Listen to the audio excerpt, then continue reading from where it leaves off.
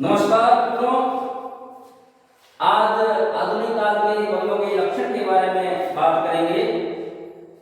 जो मेरा पिछला वीडियो था उसमें मैंने कुछ कवियों के बारे में आपके सामने रूबरू हुआ था। मध्यकालीन, ऋचिकालीन, उत्तर मध्यकालीन कवियों के लक्षण हमने पढ़े थे। आज मैं आधुनिक काल के कवियों के लक्षण के बारे में बात करूंगा, उनकी चर्चा करूंगा। परीक्षा की दृष्टि से महत्वपूर्ण क्या है, मैं विस्तार से नहीं बता रहा हूं। मैं परीक्षा की दृष्टि से जो प्रश्न महत्वपूर्ण हो रहे हैं उनके बारे में बात कर रहा हूं, जो परीक्षा में अक्सर आते हैं। हर परीक्षा में आते हैं। जब हिंदी का पेपर होता है, नेट जेआरएफ हो, प्राध्यापक, पीजीटी, हर स्टेट के कहीं का हिंदी का पेपर हो, तो अक्सर ये प्रश्न आते हैं। मैं उन प्रश्नों, उन तथ्यों को लेकर आपके सामने हाजिर हुआ हूं। मित्रों, मेरे इस चैनल को ज्यादा से ज्यादा शेयर करें, लाइक करें, सब्सक्राइब करें एवं फॉरवर्ड करना नहीं भूलें, कमेंट करें। मैं आपका अति आभारी रहूंगा। आधुनिक काल कवियों के लक्षण में मैं पहला कवि लूंगा आचार्य महावीर प्रसाद द्विवेदी। आचार्य महावीर प्रसाद द्विवेदी, जिन्होंने कविता परिभाषा दी है, कविता प्रभावशाली रचना है जो पाठक या श्रोता के मन पर आनंदमयी प्रभाव डालती है। कैसा प्रभाव डालती है? आनंदमयी प्रभाव डालती है। जो कविता श्रोता के मन पर आनंदमयी प्रभाव डालती है वो कविता होती है। यह परिभाषा दी है आचार्य महावीर प्रसाद द्विवेदी। फिर उन्होंने एक और परिभाषा दी है, अंतःकरण की व्यक्तियों के चित्र का नाम कविता। बहुत ही इंपॉर्टेंट है, कई बार परीक्षा में आया जाता है। अंतःकरण की व्यक्तियों के चित्र, अंतःकरण की व्यक्तियों के चित्र का नाम भी कविता है। बहुत ही महत्वपूर्ण है। इस लाइन को आप अच्छी तरीके से याद कर लेना, नोट कर लेना। मेरे डिस्क्रिप्शन में टेलीग्राम का लिंक है, उसमें मैंने ये सब पीडीएफ डाल दी है, आप याद करके रखना। फिर एक और परिभाषा दी है, कविता के द्वारा असंभव को संभव किया जा सकता है। आचार्य महावीर प्रसाद द्विवेदी, कविता के द्वारा असंभव को संभव किया जा सकता है। बहुत ही इंपॉर्टेंट है, कविता के द्वारा। यह परिभाषा महावीर प्रसाद द्विवेदी की है। महावीर प्रसाद द्विवेदी, कविता के द्वारा असंभव को संभव किया जा सकता है। अब आधुनिक काल के कवियों में मैं दूसरा आचार्य लूंगा, आचार्य रामचंद्र शुक्ल। आचार्य रामचंद्र शुक्ल हिंदी साहित्य के इतिहास ग्रंथ लिखने वाले, बहुत ही इंपॉर्टेंट अपने आप में महत्व रखने वाले आचार्य है। इन्होंने चिंतामणि भाग प्रथम में लिखा कविता क्या है। बहुत ही इंपॉर्टेंट है। चिंतामणि जो इनके ग्रंथ है उसमें लिखा है प्रथम भाग में कविता क्या है।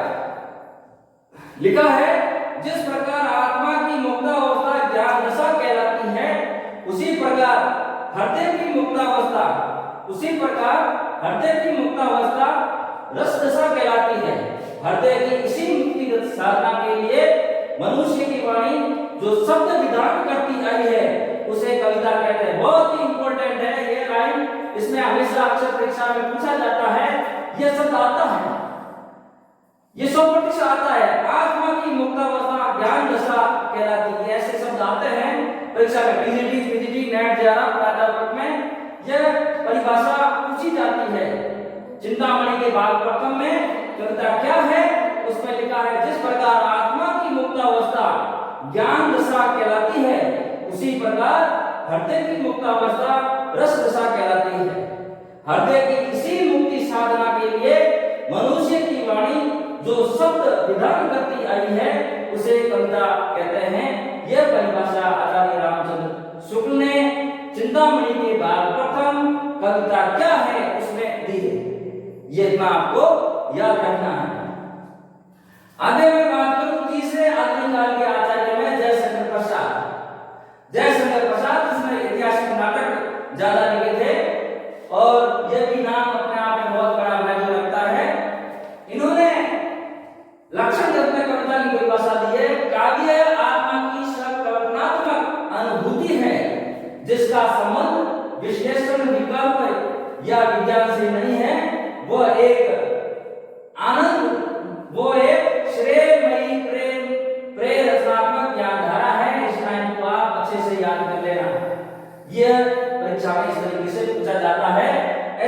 दिया जाता है कविता श्रेयमयी प्रिय रचनात्मक ज्ञानधारा है। उक्त पंक्ति के रचनाकार कौन है या यह परिभाषा किसने दी? तो जयशंकर प्रसाद। चौथे आचार्य के बारे में बात करूं तो बाबू गुलाब राय। बाबू गुलाब राय यदि अपना आप में महत्वपूर्ण रखते हैं। बाबू गुलाब राय इन्होंने परिभाषा दी कविता की, काव्य संसार के प्रति कवि की भाव प्रधान मानसिक प्रतिक्रियाओं को श्रेय को प्रेय रूप देने वाली अभिव्यक्ति है। श्रेय को प्रेय, इस शब्द को आपको याद रखना है। श्रेय को प्रेय, श्रेय को प्रेय रूप देने वाली अभिव्यक्ति है। यह परिभाषा दी है बाबू गुलाब राय। आगे 5 नंबर पे आधुनिक काल के जो कवि है सुदामा पांडे धुमिल, इन्होंने लक्षण ग्रंथ के बारे में बताया, कविता के बारे में बताया। सुदामा पांडे धुमिल इन्होंने लिखा है कविता शब्दों की अदालत में खड़े बेकसूर आदमी का हल्फनामा है। इस शब्द को आप अच्छे से नोट कर लेना, हल्फनामा है। यह सुदामा पांडे धुमिल ने परिभाषा दी है। कविता बेकसूर आदमी का हल्फनामा है, बेकसूर आदमी का हल्फनामा है। यह किया था सुदामा पांडे धुमिल ने ही परिभाषा दी है। अगले में नेक्स्ट जो कवि की बात करूंगा वो कवि है सुमित्रा नंदन पंत। सुमित्रा नंदन पंत प्रकृति के प्रेमी, अधिकतर रचनाएं प्रकृति के बारे में करने वाले, कविता लिखने वाले कवि सुमित्रा नंदन पंत, जिन्होंने कविता की परिभाषा दी है कविता हमारे परिपूर्ण क्षणों की वाणी है। इस शब्द को आप अच्छे से नोट कर लेना। कविता हमारे परिपूर्ण क्षणों की वाणी है। बहुत ही अच्छा है, इंपॉर्टेंट है। कविता हमारे परिपूर्ण क्षणों की वाणी है। इस प्रकार दोस्तों कुछ कवि और है, 4-5 मैं उनके बारे में आप लिखा देता हूं, आप नोट करिएगा। 4-5 कवि और है जो आधुनिक काल से संबंध रखते हैं। उन्होंने लक्षण ग्रंथों के बारे में कुछ अपनी परिभाषाएं दी है, जिसमें डॉक्टर नगेंद्र की बात मैंने नहीं की थी। डॉक्टर नगेंद्र की अगर बात करें तो इन्होंने लिखा है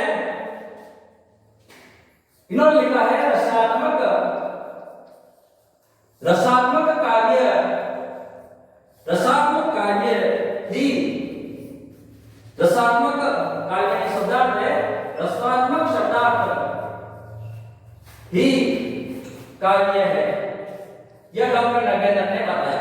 डॉक्टर नगेंद्र ने बताया रसात्मक शब्दार्थ ही काव्य है और उसकी छंदोमयी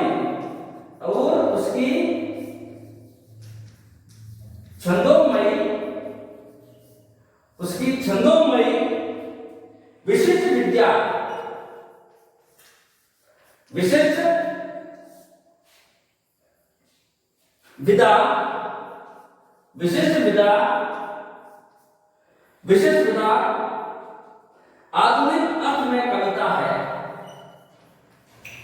आधुनिक अर्थ में कविता है। यह दोस्तों नगेंद्र ने परिभाषा दी है। डॉक्टर नगेंद्र, जिन्होंने भी इतिहास ग्रंथ लिखा, इन्होंने बताया है रसात्मक शब्दार्थ ही काव्य है और उसकी छंदोमयी विशिष्ट विधा आधुनिक अर्थ कविता है। विधा आधुनिक अर्थ कविता है। यह डॉक्टर नगेंद्र ने परिभाषा दी है।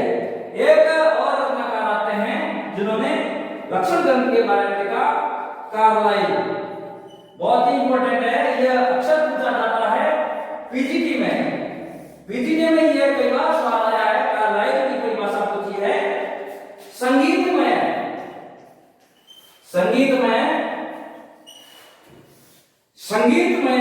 विचार ही कविता है। संगीत में विचार ही कविता है। यह कहा था कार्लाइल ने बताया संगीत में विचार ही कविता है। इसको आप नोट कर लेना। संगीत में शब्द आता है, ये सीधा कार्लाइल का है। मैंने बहुत शॉर्ट ट्रिक से इनको नोट कार्लाइल संगीत में विचारधारा ही कविता है। अगला मैं अगर कवि हूं तो मैं महादेवी वर्मा के बारे में बात करूंगा। महादेवी वर्मा ने देखिए छायावाद की स्तंभ लेखिका महादेवी वर्मा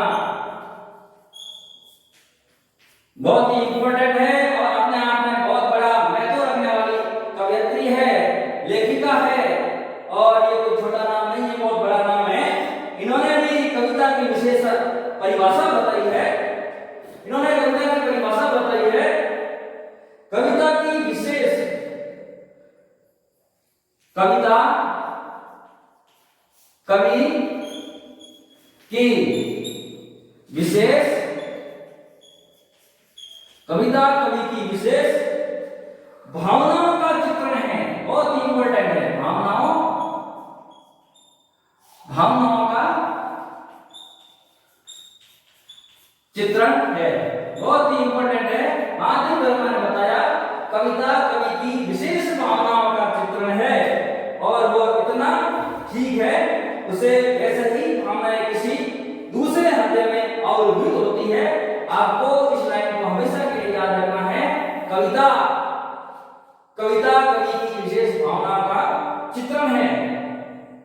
3 कवि और है जिसके बारे में बात करूं, जो पाश्चात्य कवि है, पाश्चात्य कविता के बारे में बात करूं।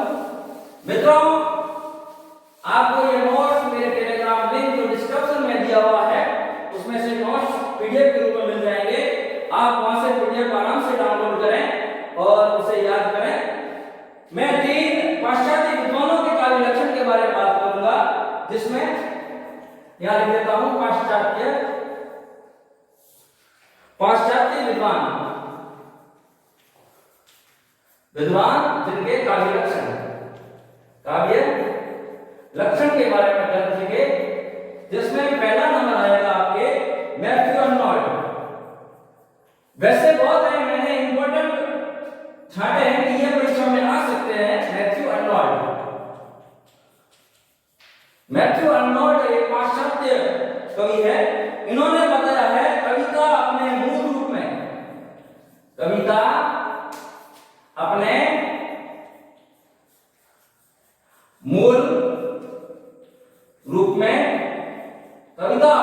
रूप में जीवन की आलोचना है। जीवन की आलोचना है, यह बहुत ही इंपॉर्टेंट है। कई बार स्कूल बैठा था, परीक्षाओं में यह सवाल आ चुका है।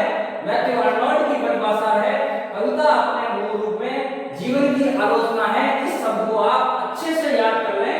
पाश्चात्य विद्वान है ये, जिन्होंने काव्य लक्षण के बारे में लिखा है। इन्होंने कविता अपने मूल रूप में जीवन की आलोचना, बहुत ही इंपॉर्टेंट है ये। दूसरा अगर मैं कवि हूं पाश्चात्य, वो है हर्सन। मित्रों, ये हर्सन है। इन्होंने कविता की परिभाषा दी, कविता कल्पना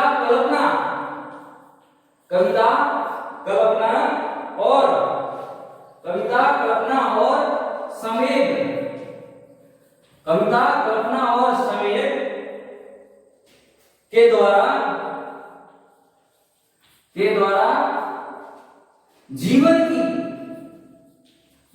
की व्याख्या है।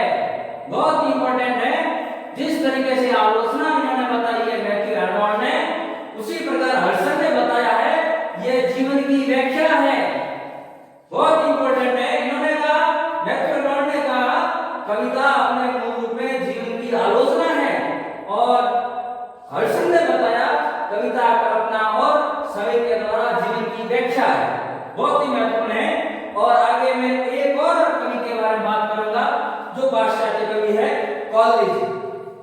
ज्यादा मैं नहीं लूंगा, मेरे को इंपॉर्टेंट लगा उसके बारे में बात कर रहा हूं।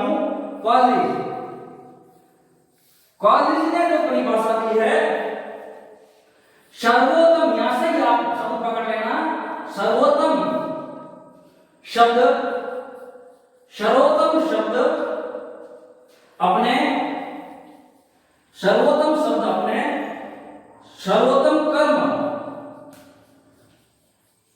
सर्वोत्तम कर्म में कविता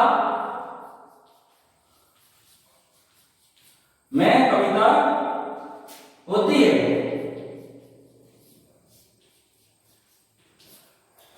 हाँ, कॉलेज ने परिभाषा दी, सर्वोत्तम शब्द अपने सर्वोत्तम कर्म में कविता होती है। इस शब्द को अच्छे से आप याद कर लेना। तीनों पाश्चात्य विद्वानों के तीन ऐसे शब्द हैं जो आराम से आपको याद रह सकते हैं। मैथ्यू आर्नोल्ड ने बताया कविता अपने मूल रूप में जीवन की आलोचना है, और हर्सन ने बताया कविता कल्पना समय के द्वारा जीवन की व्याख्या है, और कॉलेज ने बताया सर्वोत्तम शब्द अपने सर्वोत्तम कर्म में कविता होती है। नमस्कार मित्रों, आज इतना ही। कल मैं नए वीडियो के साथ आपके सामने हाजिर होऊंगा। इस चैनल को ज्यादा से ज्यादा लाइक करें, सब्सक्राइब करें